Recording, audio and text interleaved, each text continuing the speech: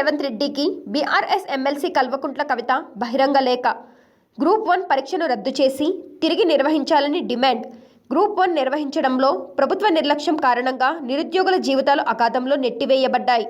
ఉద్యోగ నియామకాల్లో పారదర్శకం లేమి తేటతెల్లమైంది. ఉద్యోగ నియామకాల్లో పారదర్శకత, జవాబుదారీ లోపించింది. యువత జీవితాలతో ప్రభుత్వం చెలగాటమాడటం అక్షయపనీయం. గ్రూప్ 1 పరీక్ష నిర్వహించిన తీరు, ఫలితాల వెల్లడిపై అభ్యర్థుల్లో అనేక సందేహాలు. ఫిలిమ్స్ మెయిన్స్కు వేర్వేరు హాల్ టికెట్ నెంబర్లు కేటాయింపుతో గందరగోళం.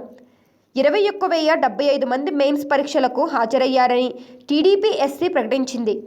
ఫలితాలు ప్రకటించేసరికి ఆ అభ్యర్థుల సంఖ్య 21,085 మందికి చేరింది. ఈ 10 మంది అభ్యర్థుల సంఖ్య ఎలా పెరిగింది? బయోమెట్రిక్ హాజరు విధానం అమలు చేసినా కూడా అభ్యర్థుల హాజరు విషయంలో ఎందుకు వ్యత్యాసాలు ఏర్పడ్డాయి? సదరు అభ్యర్థులు నిజంగానే మెయిన్స్ పరీక్షకు అప్పీర్ అయ్యారా, లేదంటే తర్వాత వారిని తెచ్చి చేర్చారా అనే సందేహం మిగతా అభ్యర్థుల్లో నెలకొన్నది.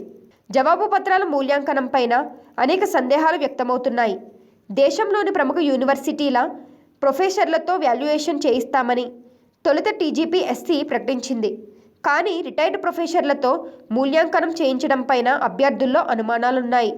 రాష్ట్ర వ్యాప్తంగా 45 సెంటర్లలో పరీక్ష నిర్వహిస్తామని ప్రకటించిన టీజీపీ ఎస్సీ తర్వాత ఒక సెంటర్ను పెంచింది. కేవలం 2 పరీక్ష కేంద్రాల్లో మెయిన్స్ పరీక్షలకు హాజరైన 2 కోచింగ్ సెంటర్లకు చెందిన 71 మంది అభ్యర్థులు ఉద్యోగాలకు అర్హత సాధించడం వెనుక ఏదో జరిగి ఉందని అభ్యర్థుల అనుమానాలు. ఆ 2 పరీక్ష కేంద్రాల్లో 71 మంది ఉద్యోగాలకు ఎంపికైనది నిజమేనని టీజీపీ ఎస్సీ కూడా అంగీకరించింది. అభ్యర్థులు వ్యక్తం చేస్తున్న ఆందోళన ధర్మబద్ధమని హైకోర్టు కూడా గుర్తించి నియామకాల ప్రక్రియను బ్రేకులు వేసింది.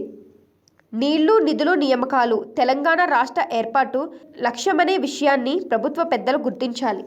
హాయ్ ఎవ్రీవన్, నేను మీ Pavani. Please like, share and subscribe GRTV. Hi, I'm Jyoti Singh. Please like and subscribe GRTV channel. అందరికీ నమస్కారం. నా పేరు Sambit. Please like and subscribe GRTV. Thank you.